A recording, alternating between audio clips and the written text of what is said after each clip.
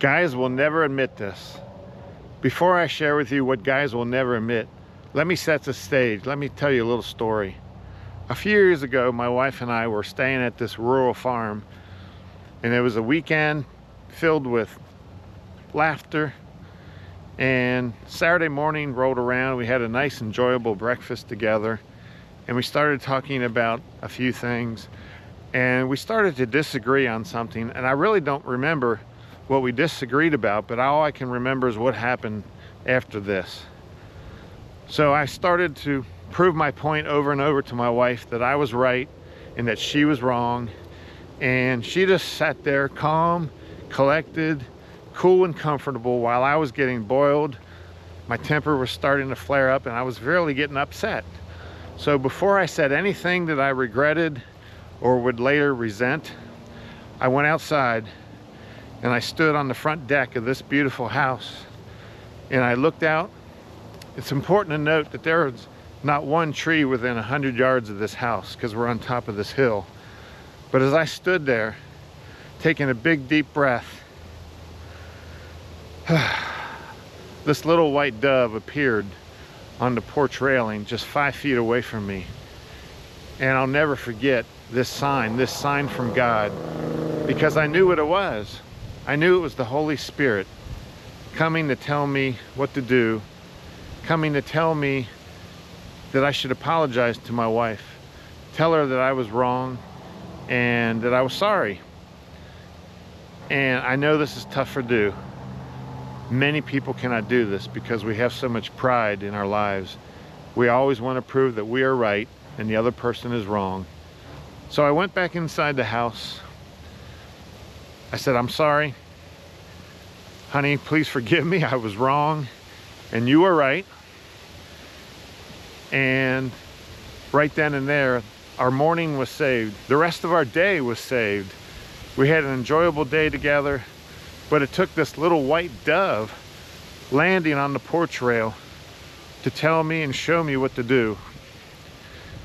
Now, I will tell you that when I saw that dove, I just remembered that Jesus said to love your neighbor, to be kind, but most importantly, forgive your neighbor or ask for forgiveness when you were wrong.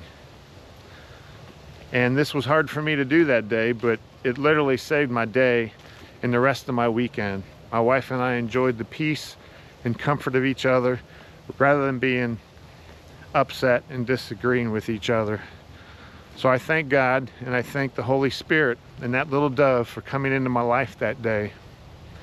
And ever since then, when I am upset or when I get in a disagreement with somebody, I just remember that little dove landing there on that porch railing, instructing me, guiding me, showing me what to do.